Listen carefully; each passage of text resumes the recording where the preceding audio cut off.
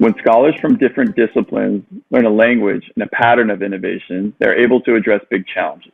Hi, my name is Timmy Silberg, and I'm the Monitoring, Evaluation, Learning Lead for the Innovation Scholars Program, also known as the ISP. In the ISP, higher ed faculty learn and face challenges as a cohort across an 18-month program.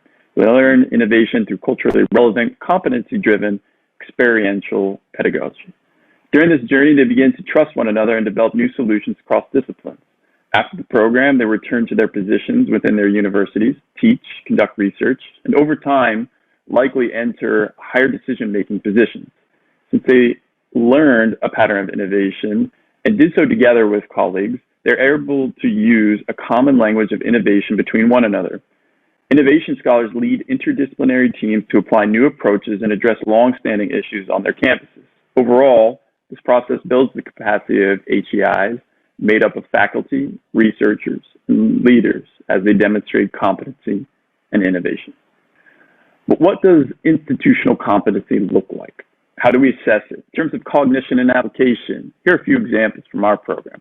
In the first iteration of the ISP in 2016 at Lilongwe University of Agricultural and Natural Resources, or better known as LUNAR in Malawi, one scholar applied design thinking to develop an internship program in her undergraduate course. And then after the program, 5 ISP graduates reported that they applied design thinking to advance their own curriculum at LUNAR. Here's another story. In the second iteration of the ISP at Malawi University of Science and Technology, also known as MUST, one faculty participant in their language of innovation in 2021 used that to compose a community-based, design-driven, funded proposal, which included academic and community members in the implementation team. And most recently, in our current program at Makerere University in Uganda, the third iteration of the ISP, scholars are taking end users through a 5-step process of innovation to modify e-learning platforms now in the pandemic. What do all these stories have in common? Each story shows how program participants demonstrate a competency to communicate innovation and an application of the process to their projects across their unique context. That is, they're able to demonstrate both understanding and application of innovation. So you may ask, how do we teach or rather facilitate innovation in our program? There are 3 components. In the first, there's training, coaching, practice, and context.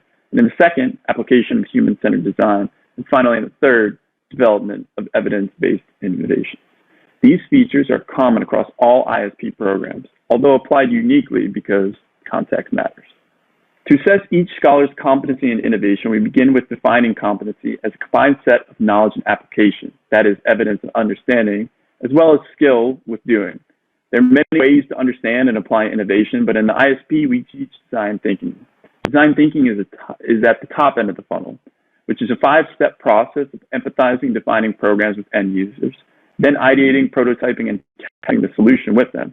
That's what you're seeing in those 5 hexagons.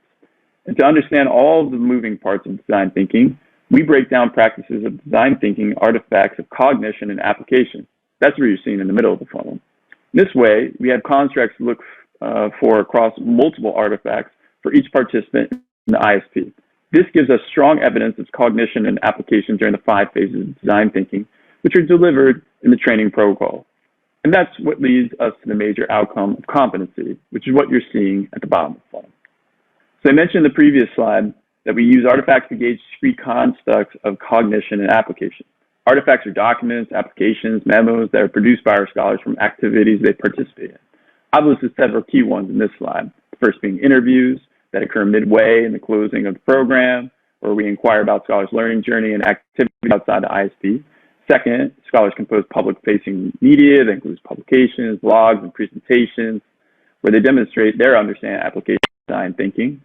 And third, there are budgets we can look at to show evidence of scholars allocating funds to specific design thinking activities.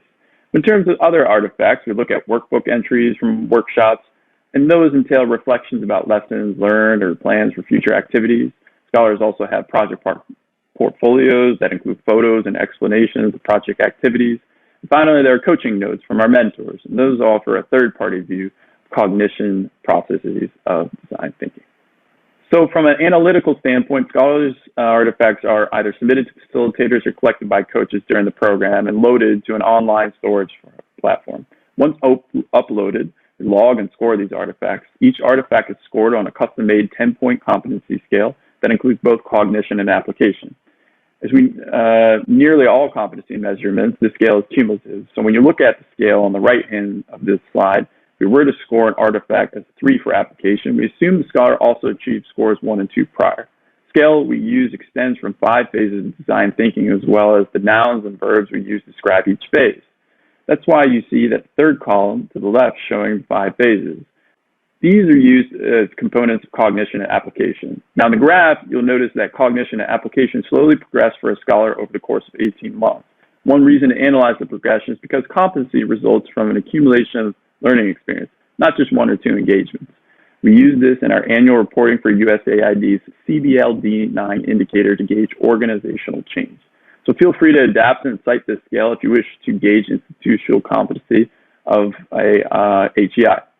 So what's the benefit of doing all this work? Ultimately, ISP attempts to support a critical mass of individuals within a HEI to both learn and apply innovation.